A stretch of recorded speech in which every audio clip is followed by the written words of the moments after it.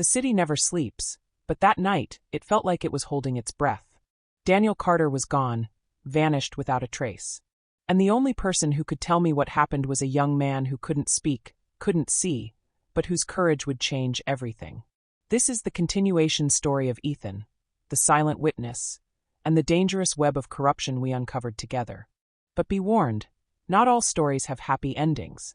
And sometimes the truth comes at a cost. I found Ethan in his apartment, a place Carter had helped him secure. It was warm, lived in, a stark contrast to the fear in Ethan's eyes. His fingers moved quickly over the braille keys, typing out a story he'd been too terrified to tell. "They came for him when we were at the park," Ethan wrote. I froze. What happened? Kane's men. They walked up to Carter like they knew him. Carter told me to run, but I couldn't. I froze. Ethan's hands trembled as he typed. They grabbed him. When I tried to shout for help, one of them grabbed me too. He pinned me down and crushed my throat. I couldn't scream, I couldn't even breathe. My stomach churned. Ethan had been silenced, literally, for taking a walk with a man who was like the father he never knew. And Carter? I asked. They forced him into what sounded like a van. I heard him yelling until... Ethan paused. Until he wasn't yelling anymore. Someone found Ethan on the ground, took him to the hospital, and the rest was history. But Ethan's story was far from over. Carter's files led me to a storage unit miles away. The air was thick with dust and the smell of rusted metal. Papers, maps, and flash drives littered a workbench. My blood ran cold when I spotted Carter's watch, cracked and bloodied, on the floor. Then I heard it, faint banging from behind a metal partition. "Carter!" I called. "Here!" His voice was weak, but alive. I pried open the door. Carter lay inside, dehydrated, bruised, but breathing. He'd been missing for over 2 weeks. His face was a mess of cuts and swelling, but his eyes locked on mine. "Took you long enough," he rasped. Even near death, he had his signature dry humor. But Carter's ordeal was far from over. And neither was ours. Marcus Kane was arrested, and with Ethan's statement, Carter's testimony, and the evidence we recovered, it looked like he'd be gone for a long time. But Kane wasn't done yet. He had deep pockets and deeper connections. The judge overseeing the trial, Raymond Doyle, was on Kane's payroll. Rumor was that Kane had financed Doyle's re-election campaign. Sure enough, during the trial, key evidence went missing, witnesses suddenly refused to testify, and Kane's smug grin returned. But Kane underestimated us. Carter had been on Kane's tail for over 5 months and had secretly recorded Kane's conversations. The threats, the bribes, the executions, even the order to silence him.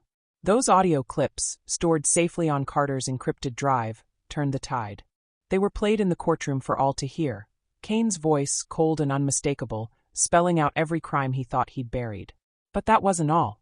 The remains of the 3 missing contractors were discovered buried beneath one of Kane's construction sites. The forensic evidence linked the murders directly to Kane's men, and Kane himself. His plans to manipulate the trial crumbled under the weight of his crimes. The jury took less than an hour to convict him. 3 counts of first-degree murder, 2 counts of attempted murder, and conspiracy to silence witnesses. He was sentenced to life without parole. Judge Doyle was arrested days later when records showed he had accepted over $2 million in bribes from Kane. His betrayal cut deep, because he was a judge, someone who should have defended the truth, not buried it. As Carter put it, nothing poisons a society faster than a corrupt judiciary, when those who should defend the truth are the ones burying it. Weeks later, Ethan stood on stage at a university event, a voice synthesizer helping him deliver a speech. "I was silenced," Ethan said. "But I refused to stay quiet. And thanks to heroes like Carter and Nyla, the truth was heard." When he came over for some hugs from Carter, Carter leaned over and whispered, "Looks like you found your voice after all." Ethan smiled, a warm, genuine smile that felt like victory. But as I walked out into the cool night air, a black sedan crept slowly past me.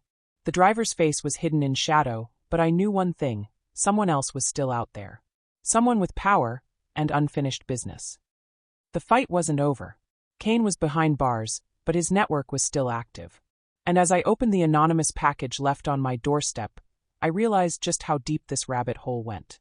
The flash drive contained files, names, dates, transactions, that pointed to a conspiracy far bigger than Kane.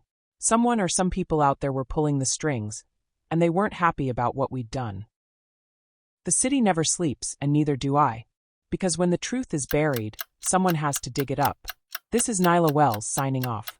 But the story, it's just beginning.